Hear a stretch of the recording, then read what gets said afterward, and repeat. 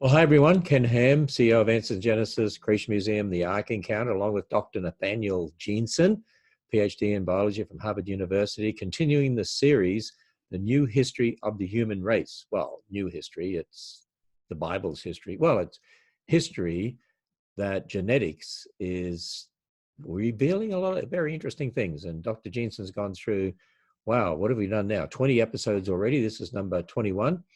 And you can see all the previous ones on answers.tv. You covered a whole range of topics and very interesting things about the history of the human race. We're more closely related than we realized. And a lot of these cultures have come about in recent times much more quickly than we realize.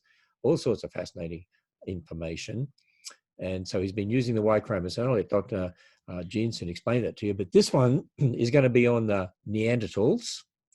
And the Neanderthals, well, when I grew up, I went to museums and they were sort of these brute creatures, sort of looking half like apes and humans and bent over and living in caves as sort of, primitive creatures somehow evolving into humans. That's how it was when I was a youngster, what I was taught about Neanderthals. But who were the Neanderthal people and what became of them and when did they live? And well, actually, Dr. Jeanson is going to share some interesting insights from the research that he's done.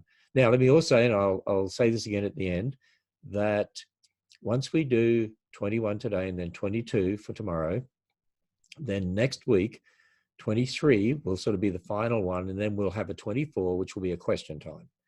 You can actually put the questions you want to ask in this particular program. So as it's being broadcast, you just in the comments there put the questions that you want to ask, and Dr. Jeanson will collect those. Also, we're going to use a different program, and we hope to have for number 24 actually live comments, so that you can have live questions and ask those questions live of Dr. Jeanson. Try to ask him some hard ones too, some really difficult ones.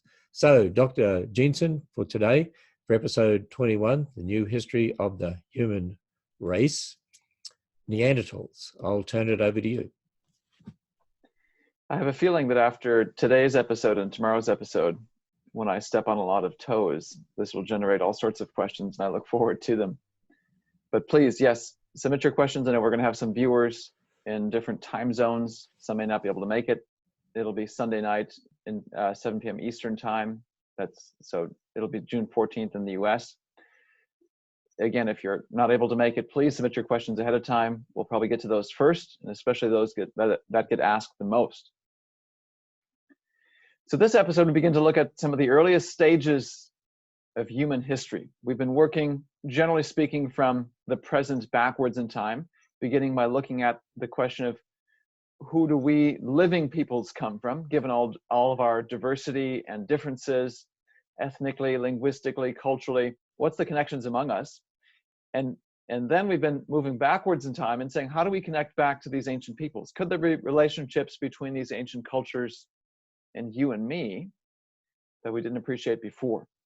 Early in the series, I promised that we'd deliver on a number of these items. We've seen in previous episodes the answers to many of these things. 19 covered the first point, that there's Caucasians walking around who've had dark-skinned people in their family tree and don't know it.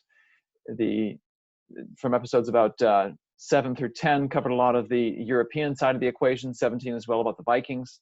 The episodes numbered about 11 through 16 covered the pre-Columbian history of the Americas.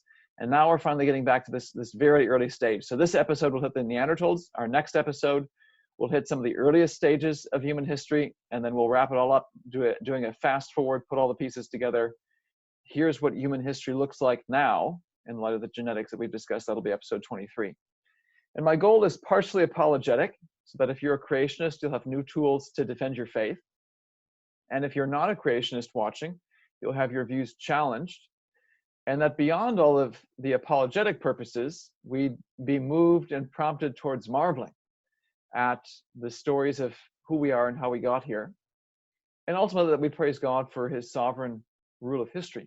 That's something every person needs to wrestle with by the time we finish this. We've seen all these connections. Is history one random linked chain of events that have no purpose, no goal, or is there a sovereign hand that guides all this? And what does the scripture tell us? So my goal is that people would marvel. Now, if you look at the mainstream account for who we are and how we got here, the story of human origins begins primitive and brutish and animal-like. We're not humans at the beginning. The immediate ancestors to humans are ape-like creatures. They're not capable, they're not advanced, they're not intelligent by human standards, they're animals. And then at some point, about 200,000 years ago, roughly, on the savannas of Africa, the first anatomically modern humans arose. But then there's another big pause, so to speak. The next 100,000 years, again, roughly speaking, because these numbers change in the mainstream scientific model, for about 100,000 years, they just roam Africa. So to put this in perspective, we've been talking about heavily the history of civilization, the most recent 4,000 years of history.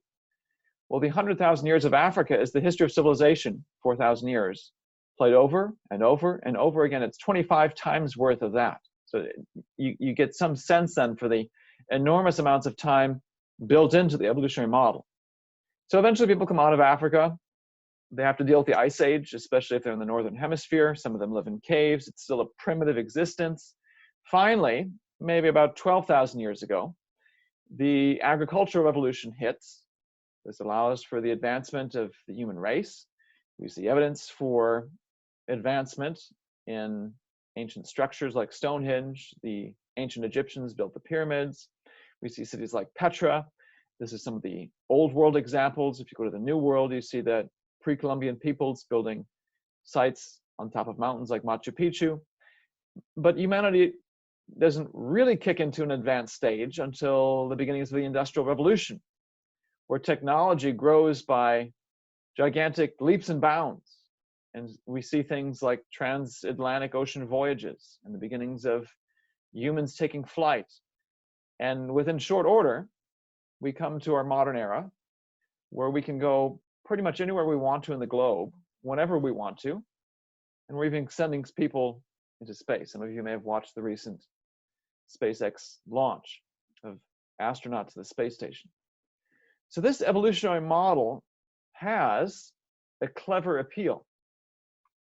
And this is how I see it. And this is the larger question I want us to consider and discover an answer to that I don't think has been made in public before. The evolutionary model draws on our natural, intuitive understanding of progress of the last few hundred years. We all know that 2020 is dramatically different from 1750. There's been huge advances in the global technological progress. And we see some of that reflected. It's not been even. There's first world countries, second world countries, third world countries, and we talk about that because of this gigantic leap forward in our abilities as humans. And so the evolutionary model draws on that naturally. Yeah, there's been a lot of progress. The past is less advanced than today, and it just extends it back in time. Why wouldn't you think that if you go even further back in time, beyond 1750, to the ancient times, that people were much more primitive than they are today? It takes this curve of history where we're really advanced now, or less so just a few hundred years ago. Well, why wouldn't we have been very unadvanced, very primitive in the past? It's this inevitable march of progress that summarizes the essential idea of human evolution. And it summarizes the intuitive emotional appeal that it has, because we understand the advance, the progress of the last few hundred years. Why wouldn't we simply extend it into the past? It just seems to make sense. So where do Neanderthals fit into this larger picture? They're viewed as and depicted as primitive.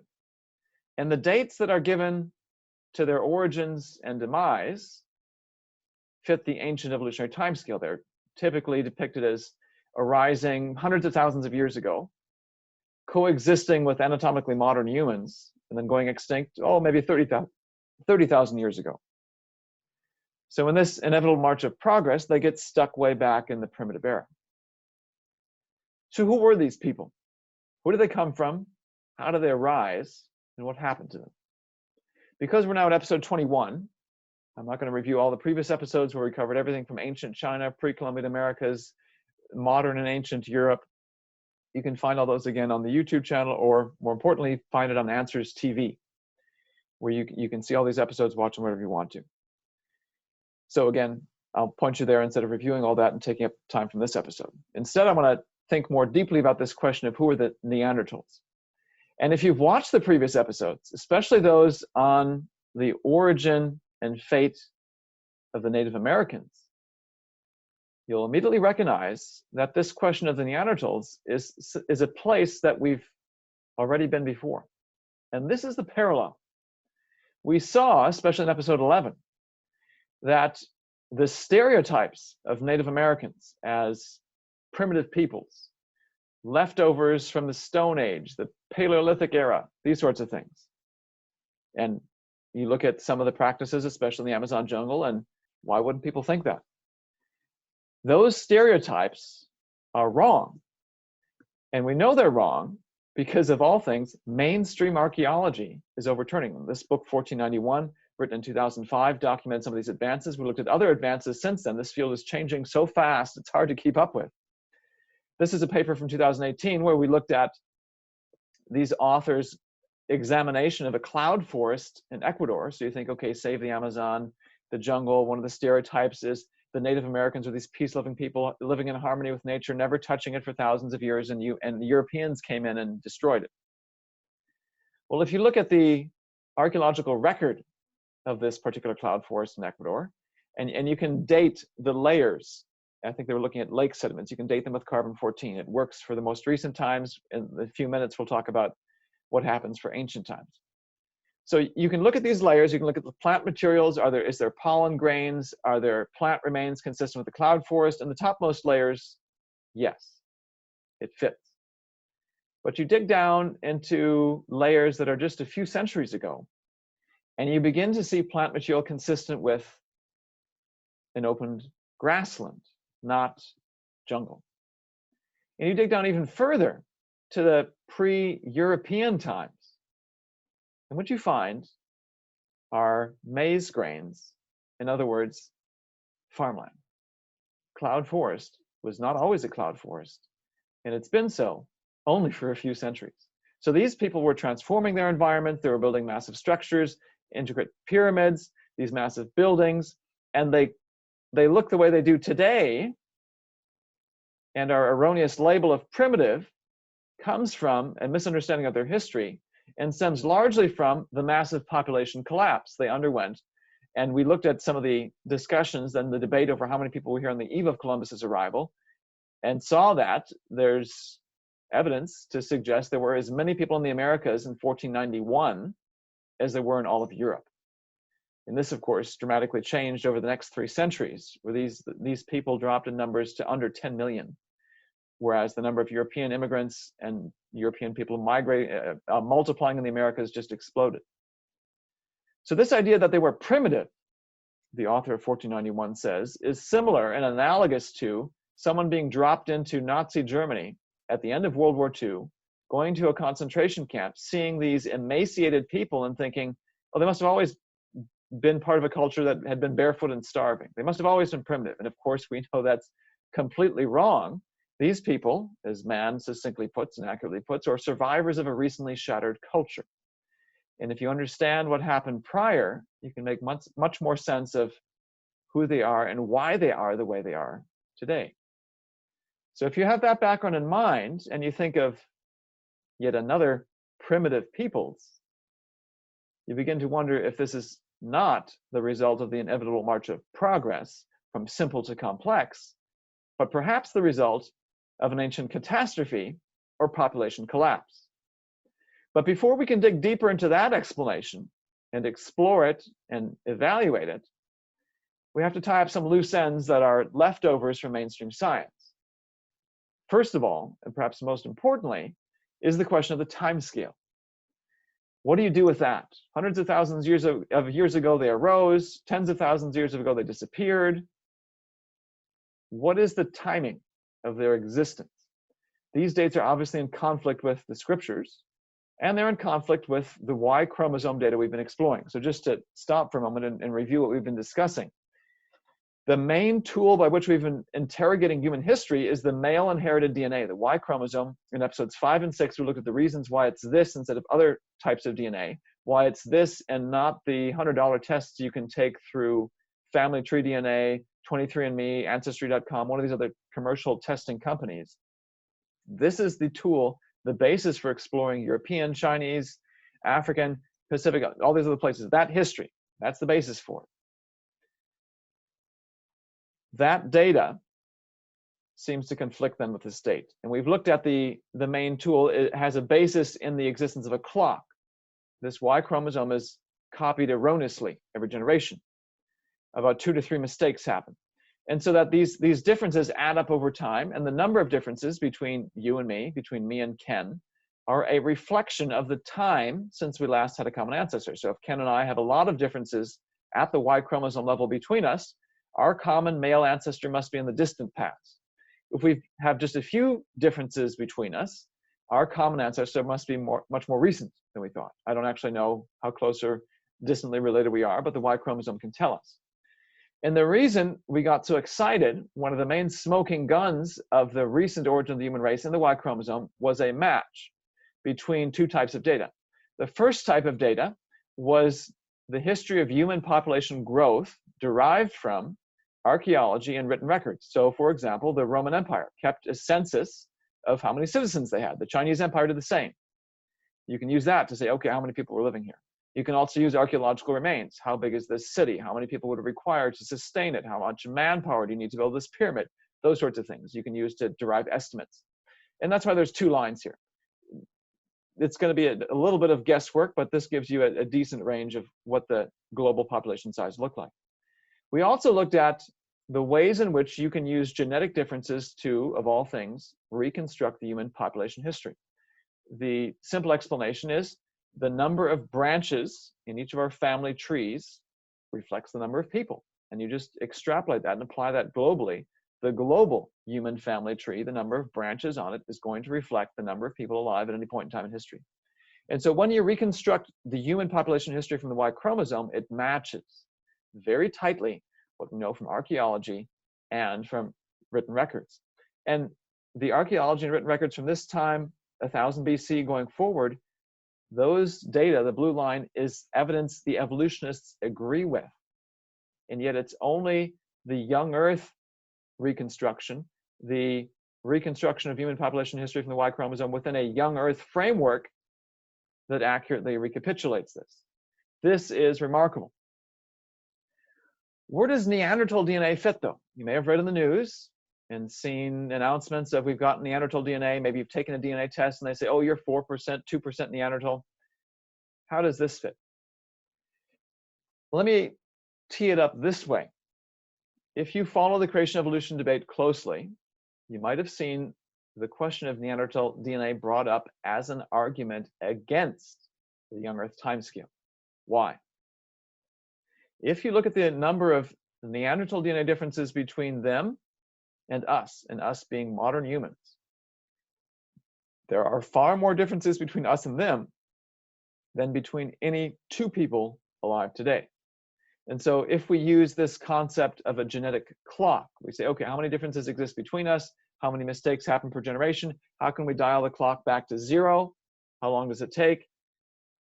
Critics of young Earth creation science would say you can't do that in 6,000 years, 4,500 years. There's too many differences to explain. So therefore, your model is wrong. Well, what do you do with that? This is tied to this question of timescale. It's an argument for their ancient timescale. Well, if you've watched episode 19, you might recall us discussing these long branches among sub-Saharan Africans. Some sub-Saharan Africans, others do not have these long branches. And I've been orienting the tree back here, saying Noah is somewhere back here, and time moves from left to right. And we discussed how we explain these branches. No, this does not represent mutations that happen in the future. What I argued for and showed evidence for was that this seems to suggest some of these Africans, that their clock ticks slightly faster than people elsewhere, even other people in sub-Saharan Africa. And there's probably some just genetic factor that is the reason for this. The evolutionists say no. All clocks tick at the same rate. you need to completely reorient the tree like this paper does and put those long branches back here. Again, time moves from left to right. We're not going to zoom in here, but the red Africa, these red African branches come off first, therefore originated in Africa, and we did so a long time ago. Now, I bring this up because if you add a Neanderthal DNA, they show up then even older than these African lineages. Now, young earthers have been saying, rightly so, for many years, that Neanderthals are the descendants of Noah and his family. They're post-flood peoples who died out. So you need to explain them within 4,500 years. How do you explain these long branches? How do you explain all these DNA differences? Well, there's a similar principle at play here that we saw in our discussion of African DNA. So we saw in our discussion of these long branches among Africans, no one's actually directly measured the rate at which Africans mutate their DNA. It's all based on an assumption right now. They assume that the Africans mutate their DNA faster than others. And we've already seen probably the strongest smoking gun yet that they must mutate theirs faster. We're still waiting on someone to actually measure it. Well, Neanderthals are gone. We can't measure the father-son rate at which their DNA mutates. So that's one assumption they have to make, that their DNA clock ticks at the same rate that ours does, and that doesn't perhaps tick really fast and mutate really fast.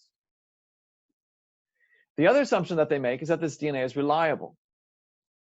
And the reason I bring this up is because of my own personal experience working with DNA in the lab. We were, when I was an undergraduate, working as an example with plant material. We're using single-celled algae to understand photosynthesis, this chemical process by which plants harvest light energy from the sun and so forth. We're studying the biology, the chemistry of plants.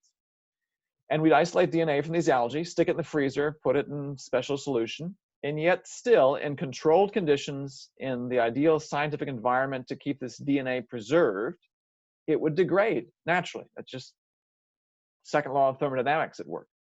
And so after a year, it would give weird results. And because it wasn't worth our time to try to figure out why it was giving weird results, we just throw it away and isolate some new stuff. Well, here you have DNA that's been sitting on the ground, even by young Earth standards, for thousands of years. Why wouldn't that be degraded? Well, here's the interesting thing. Even evolutionists admit, yes, the DNA is degraded, but they say we've eliminated the degraded parts, and what we're presenting to you is bona fide sequence, real sequence. Well, how do you know that's true? It's an assumption. They assume it's real, not degraded. It's not an artifact of some sort of chemical degradation process. And they assume that the Neanderthal clock ticks the same at ours. Well, there's a way to test those assumptions. Similar to the same way we tested the question of the African branches. What happens if you put Noah back here? You basically say, no, either it's degraded or their clock ticks too fast. If either of those is true, then it's basically irrelevant to our discussion.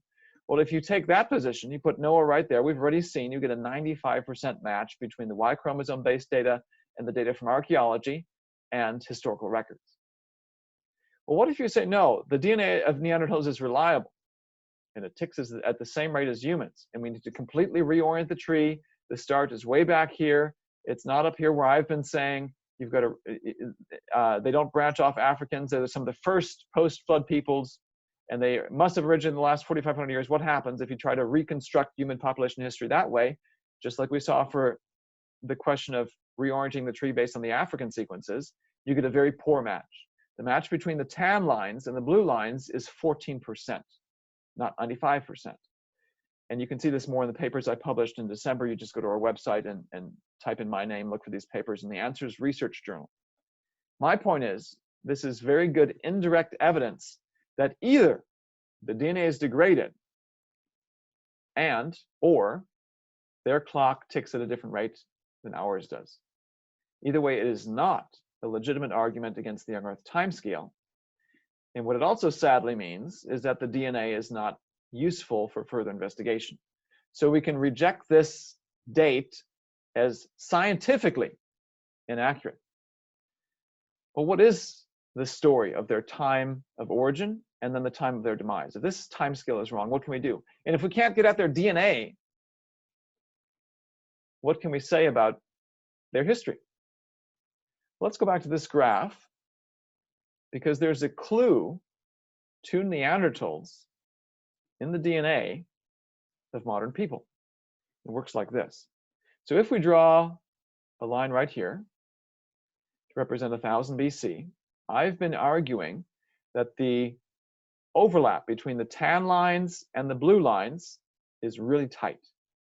Basically, this is an argument that when you're looking at human population history based on the Y chromosome, you're looking at something highly accurate.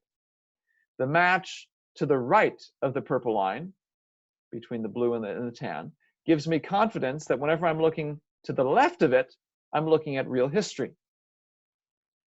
In other words, the match to the right of the line argues that I can simply look to the left of the line and get information. So if I say how many people were alive in 1200 or 1700 BC, I just draw a line over from the tan to this axis, and I can get the number of people alive. Now, this is a new concept that we'll dig into more in a moment. And I want to show you how this is going to bring us closer to the story of Neanderthals. So let's take this in steps. If you didn't follow what I just did, well, stick with me. We're going to explain this in more detail in a moment. Recall from episodes 19 and 20, we discussed the question of where exactly Noah is. And there still is some uncertainty. I've been going in this series with where I think the best guess for Noah is. It may be revised as more research comes in. This is research in progress. I'm presenting one possibility and the one that I think is best supported by the evidence at the moment. So the position where I think Noah is best supported is back here where there's two branches coming off of him, not three, and we'll discuss why there's not three. Some in this episode and then even more so in the next episode. After about 500 to 700 years of people living after Noah, there's a whole bunch of branches that then start diversifying, as if there's a second Babel-like event where the major ethno-linguistic groups of the world start splitting and separating and going their separate ways. We saw in episode 20 that this has a very intriguing overlap with an event in Genesis 41 that sounds very global. The famine of Joseph's day, where he was made second in command of Egypt to preserve people, it says, from all countries, all lands. And the timing of this event is right in line with the timing of the event I just showed you.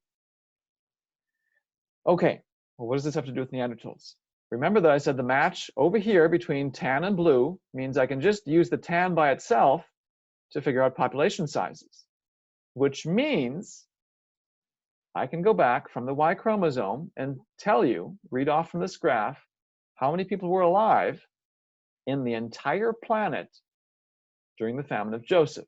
This brings us closer to the question of Neanderthals. So 500 to 750 years post-flood, during this time of Joseph's famine, how many people were alive? Well, we're looking at the Y chromosome male inheritance, so we can read off the number of males. I just double it to get the number of females to get the total population.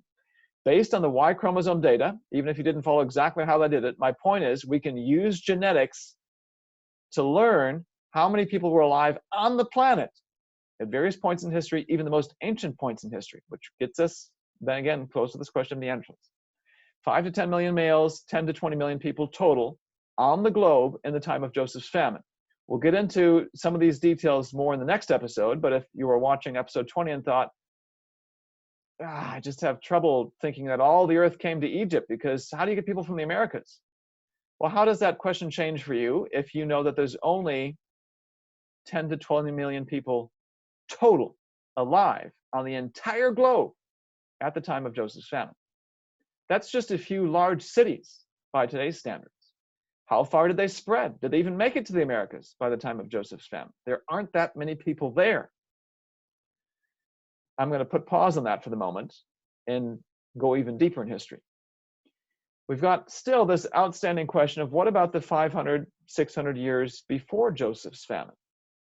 All we have is this branch and this branch. We don't have other branches coming off. What can we say about that earliest point in history? Now, we're really pushing the limits of what these data can say. This is research in progress. What I want to show you, though, is one model that I think makes a lot of sense. More research will lead to the evaluation of it. The bigger point I want to make here is something that the question of plausibility. So the question I'm now trying to answer is, what happened between Noah and really Babel and Joseph, the several centuries in between them? How many people were alive at each stage? Well, we know from scripture there were 4 males, and again I'm talking males because we're thinking Y chromosome. 4 males immediately post-flood, Noah and his 3 boys. We've learned from the Y chromosome that at the time of Joseph's day, there were 5 to 10 million males. We don't really have Y chromosome data at the present to fill in the gap, but we can start running some models. One question we can ask is, what would it take to go from 4 males to the number of males alive in Joseph's day in the low millions? Well, if you run the math, all you need is a growth rate of 3 to 4 kids per couple. That number is less than population doubling. So as an example, my wife and I have 4 kids. Our population is doubling. It's gone from 2 to 4. If my kids grow up and they each have 2 kids each, or 4 kids each in their families, doubling, doubling, doubling. That's less than population doubling. That's entirely reasonable, is my point. It doesn't take much to go from Noah to Joseph in that time period. Now, you might say, well, my family doesn't have population doubling. Maybe you only have 1 sibling, 2 siblings. Maybe you're the only child. You look at other places around the globe, maybe it's not population doubling. I don't know what I think of it. My point is that it's plausible. Whether or not it's probable is something we can evaluate with relevant data. And the most relevant data are the data that come from the historical record of the immediate aftermath of Babel, the list of peoples in Genesis 10. Genesis 10 gives us genealogies of Noah's sons' generation, then how many sons they had, and how many sons some of their offspring had. And if you take the average of Shem, Ham, and Japheth's lineages, immediately following the flood, they were not undergoing population doubling. They were undergoing something much faster. The average number of kids per couple in Genesis 10 is 7 to 8, not 3 to 4. So when I say what you need as a minimum to go from Noah to Joseph is something even less than what the scripture says is going on. Now, remember that when we're at Joseph's time, we're talking about a famine. Famines have this nasty habit of killing people because they die of starvation. So what may have happened is that there was rapid reproductive growth following the flood, and the famine of Joseph's day put a big damper on that and may have killed off some people. The theological point, of course, we see in Genesis 41 is God preserving the lineage of Jacob because of his promise to Abraham. But everyone else is benefiting. Some may not have benefited. Who knows? The point is, this is extremely plausible. It works very well, and it's even less than what Genesis 10 is saying is going on. Now, let me add one more point in here, because we're talking about Genesis chapter 10, because we discussed in a previous episode, where's the line of Japheth or of Ham or of Shem? If I'm proposing Noah is where I think he is, and you've only got 2 major branches coming off, where's the 3rd boy? Well, if you look at Genesis 10, we might have a partial answer, and we'll discuss this even more in the next episode. The number of offspring from each of these lineages is not equal. Shem and Ham have roughly the same number of offspring, around 30. Japheth has half that number. Now, if you go back to episode 4, where we talked about differential rates of reproduction, there we were looking at about a 20% difference. If one group of people, let's say a small group of Africans, perhaps slaves from Africa, were brought to Europe in the 1400s, but they reproduced maybe 20% faster. Very small difference. They can be the dominant ancestors of everyone else in just a few centuries. Well, if Ham and Shem are reproducing twice as fast as Japheth, it doesn't take long for their lineages to outcompete Japheth's in short order. Now, some of you have messaged me and pointed out there's a verse in Genesis 9, I'd forgotten about this, where it talks about Japheth dwelling in the tents of Shem. Could that be what it's referring to? I don't know. It's a very intriguing verse to consider, and I can't give you the exegesis of it at the moment. My point here is, looking at the math and the data that we have at Babel, we already see one of these lineages behind the 8 ball, so to speak. One of these is reproducing slowly, or much more slowly than the rest.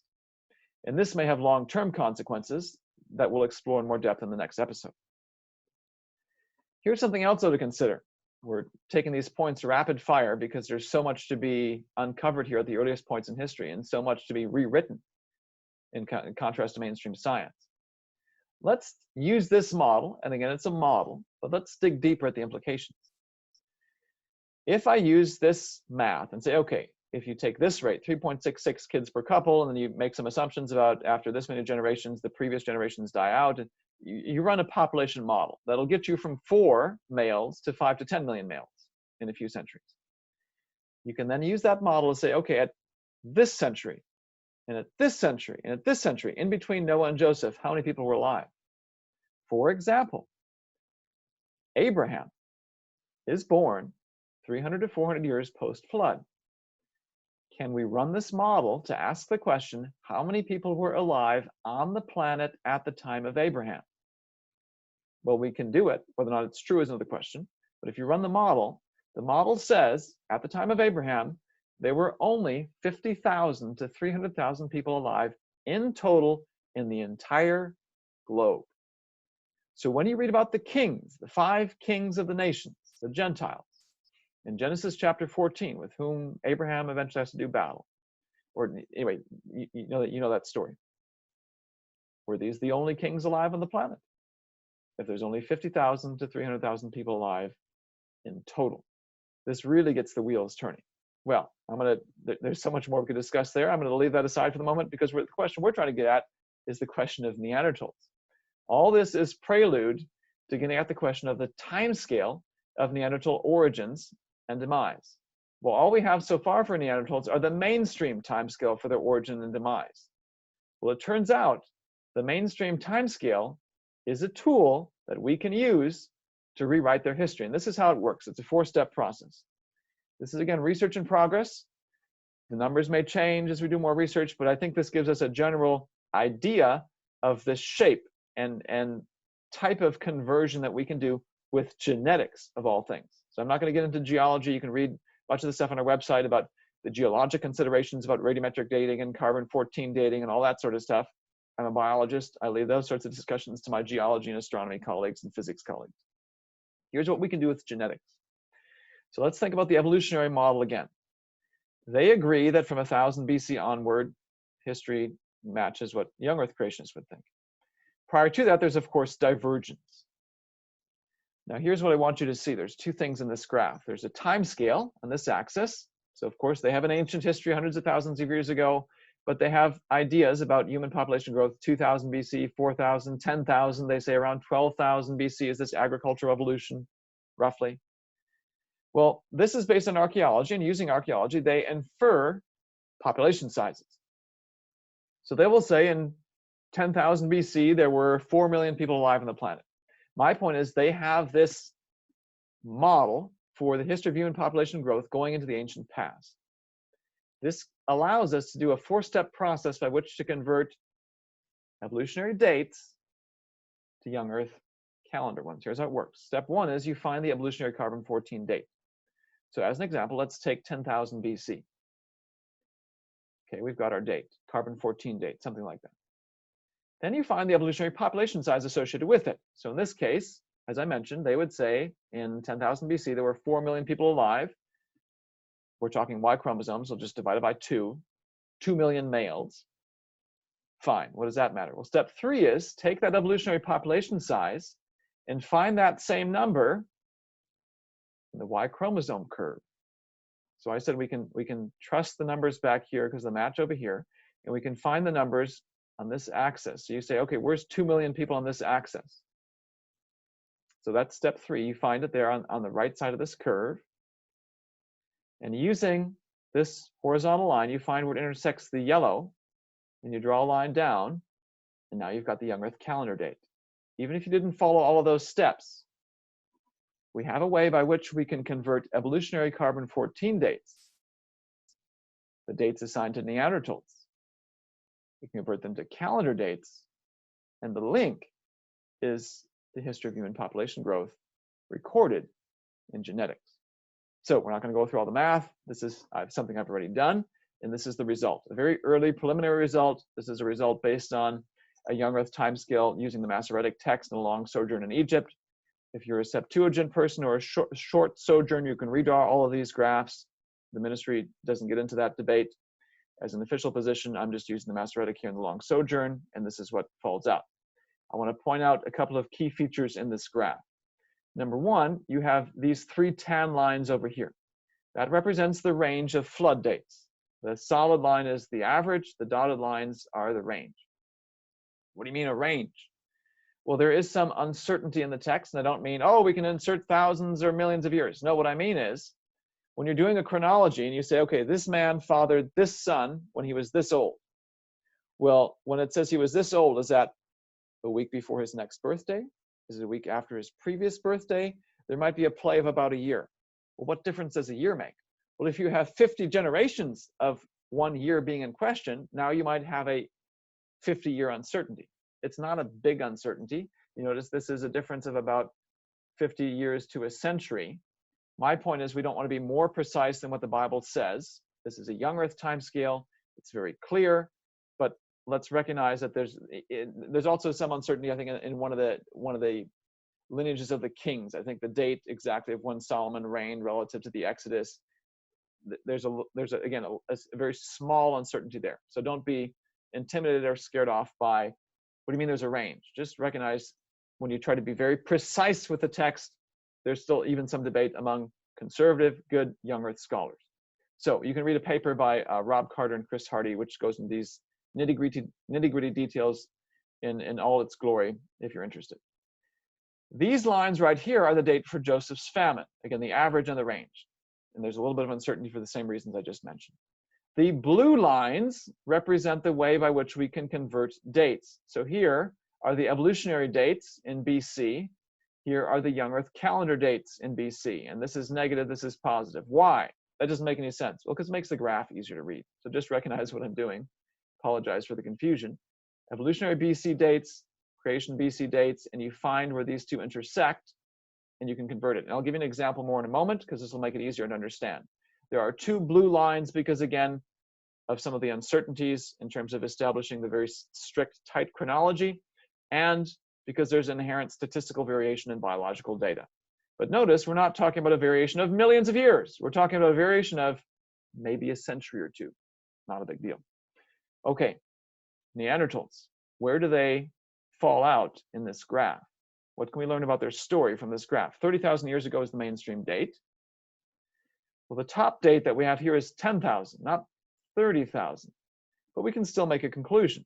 10,000 years ago, you draw a line over, find where it intersects the first blue line, or the second one. Then you draw a vertical line down. 10,000 years ago would represent somewhere between 2100 and 2200 BC. Or if you do the line over this way, somewhere between 1900 and 2000 BC. 30,000 years ago to represent something even more early than that. Now, based on the geography of the Neanderthal fossils, they seem to have been spreading out. Spreading out doesn't happen until after Babel. And in my view, this is not the official AIG view, but I lean towards Babel being within about a century after the flood. I think that makes a lot of sense. Maybe a century or two. So they're somewhere after that based on their geography. And based on converting the mainstream time points to young earth time points, so it's here or earlier, or maybe here or earlier, both of those seem to be before the famine. So what we can say based on the dates, so we can still use genetics based on living peoples, but these genetics of living peoples give us a new tool by which to convert mainstream dates. These people appear to have migrated away out from Babel and died out before the famine. Okay, well, what does that tell us? Back to the Native Americans. We said these so-called primitive-looking peoples are that way, not because they've been living in Stone Age technology for thousands of years and always been primitive. They were highly advanced, but their civilization collapsed. And those we see today are the survivors of a recently shattered culture. The shattering came about because of the arrival of Europeans, diseases, enslavement, and so forth. Those are not applicable at the dates we're looking at for Neanderthals. However, in episode 20, we looked at other events, biblical events, such as caravan, the migration of people to Egypt at the time of Joseph's famine, and conquest, as well as confusion, the Tower of Babel. Conquest being the mixing and migration and pillaging of other peoples that's happened ever since Babel. Looking at Israel's history, we saw that point. All of those would be at play. All three of those events, confusion, caravan, conquest, have, by their nature, the potential to upend and shatter a civilization and culture. The Neanderthals appear to have survived Babel. Now, the judgment purpose of Babel was to shatter civilizations. That's what God said. He said they're building a tower to heaven. Look at what they're doing. What's going to stop them from doing anything further? Let's confuse their languages. It's to inhibit what they were doing. That's the judgment. That'll inhibit what they're able to do technologically. This guy has this set of knowledge. This guy has this set of knowledge. Now they can't talk to each other and share it. It's been a very effective judgment. Part of the reason I think we haven't had technological progress like we've had, except until the last few hundred years, is because we can't speak to each other. We've had to recover some of that lost knowledge. It's taken a long time. God's judgment in Genesis 11 has lasted thousands of years. It's going to affect the Neanderthals and other cultures. A famine would affect them. The dates seem to be like, it looks like they died out before the famine. So another possible explanation for their demise is conquest. We looked at the history of Israel to see the sad history of their conquest by the peoples because of their sin, God's divine judgment. So there's a divine hand, but we also know that it's also a consequence of human sin. In Genesis 10, Nimrod is called a mighty hunter before the Lord. Do you think conquest set in centuries after Babel? Or did conquest start happening right away? Were human hearts any different from before the flood, where they were thinking of new ways to do evil and kill each other? I don't think so. I don't think history bears that out. I don't think the scripture bears that out. We all have the same depraved heart that only Christ can redeem. So could Neanderthals have died out at the hands of fellow Babel survivors? I think it's entirely plausible. Did conquest, as a rule of thumb, kick in as soon as Babel ended? I think so. And if you're thinking about the population sizes, so if in Abraham's day there's only 50,000 people, and one of the subgroups within this 50,000 decides they're going to go conquer the others, that conquest might not be just the overtaking of one group by another. It might lead to the extinction of one. So those are all things to keep in mind when we think about the Neanderthals. Today's Native Americans, so-called primitive peoples, we saw in previous episodes, apparently wiped out those who were here first. And now today, they've been nearly wiped out by those who came in after, the Europeans. What about the Neanderthals? They survived Babel. Did they survive the conquest that likely ensued thereafter? I want to return to this larger point, though, of the inevitable march of progress. Neanderthals are often stuck back here. And there's this natural, well, they look dumb, old, primitive. What do we do with that? Even if we convert their time scale and put them in a biblical context, yes, there's this possibility they were wiped out by someone around them. Maybe they succumbed to the effects of the Ice Age. We have a temporal context in which to place their origins in existence. What about this idea, though, of inevitable march of progress? Well, here's, I think, a larger point that's not been made before, that I think is emotionally satisfying and biblically consistent. What do we do with the fact that there's, yes, unambiguous, gigantic leaps of progress in the last few centuries? Why wouldn't we extrapolate that into the past? Well, we've already seen, based on Native Americans and in Scripture, that catastrophes can take an advanced people and make them look primitive. Same thing can apply to the Neanderthals. And so history is filled with the rise and fall of peoples based on conquest. And your ability to survive a conquest, or not do it, has a relationship to the size of your peoples. Some of it, of course, there's a disease role, but if you're a large population and this tiny minority comes in and tries to wipe you out, chances are the larger population is going to win. And the smaller population is going to have to revert to a primitive state because they've just been destroyed. We've been looking at human population history heavily over and over in each episode. And what's intriguing to me is the rule of thumb is fairly level growth, even growth, for thousands of years and a sharp uptick in the last few hundred, one that seems to coincide with the leaps and bounds of progress that we've seen. So this seeming move from primitive to complex, to me, is not the inevitable march of progress, it's the inevitable march of populations. It's not some evolutionary story of how we keep advancing. People are advanced and then they go primitive, and advance and go primitive depending on who conquered them and who else they can conquer. And the recent uptick seems to be a byproduct of just how many people there are on this globe. We've had a sharp uptick in peoples.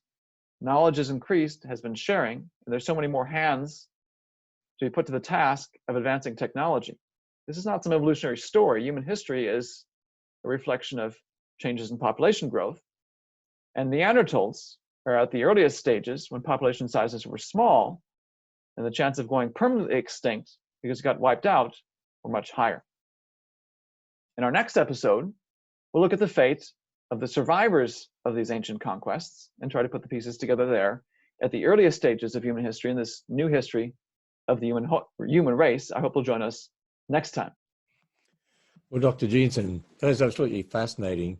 And, I remember a couple of things. I remember when I went to school as a teenager, high school. It seems like a long time ago.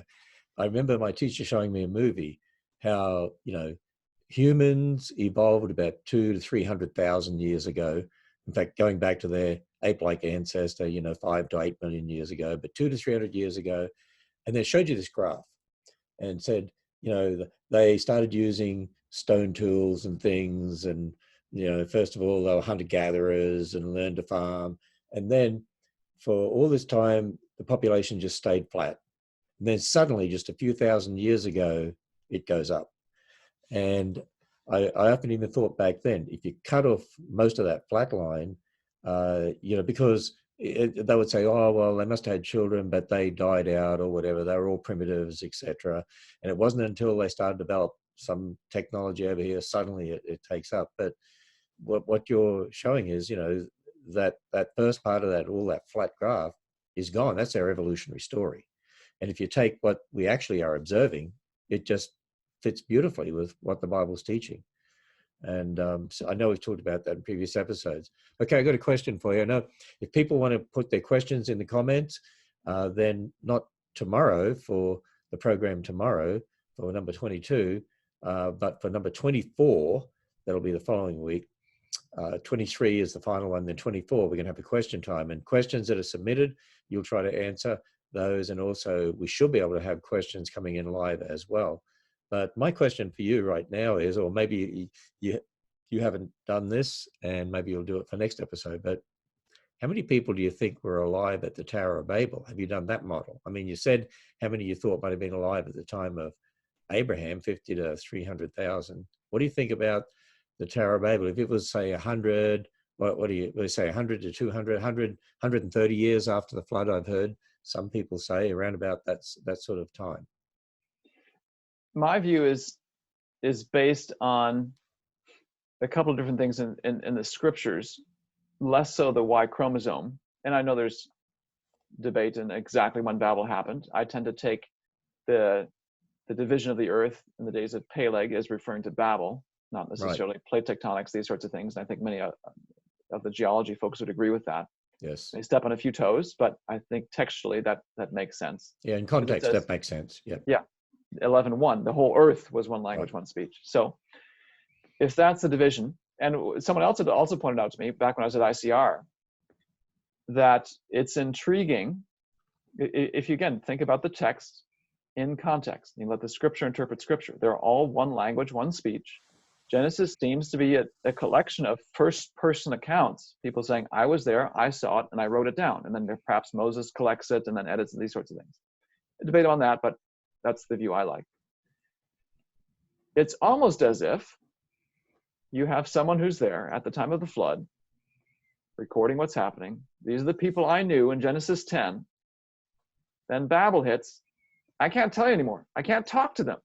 I can't tell you what happened in this lineage, that lineage. But those who were there at the time that Babel hit, here they are in Genesis 10. I'm writing them down for you. And then language is confused and we parted ways.